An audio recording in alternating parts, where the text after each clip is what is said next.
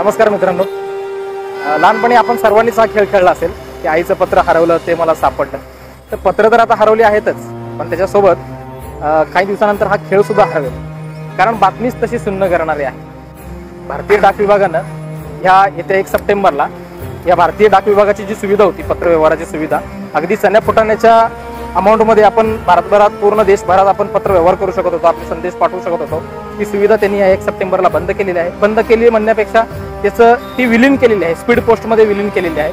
आणि खरं आहे, काळानुसार सर्वांनाच अपडेट होणं गरजेचं आहे. अगदी आपल्या हातात असणारा मोबाईल सुद्धा आपण वेळोवेळी अपडेट करतो. आम्ही सर्वजण त्यांचे आभारी आहोत. एवढी वर्ष त्यांनी आम्हाला सुविधा दिली, सेवा पुरवली.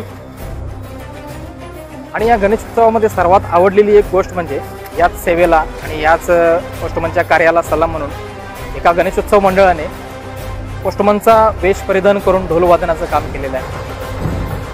येत्या काही वर्षामध्ये या भारतीय डाक विभागाच्या ज्या टपालपेट्या आहेत त्या आपल्याला दिसेनाशा होतील, कालबाह्य होतील.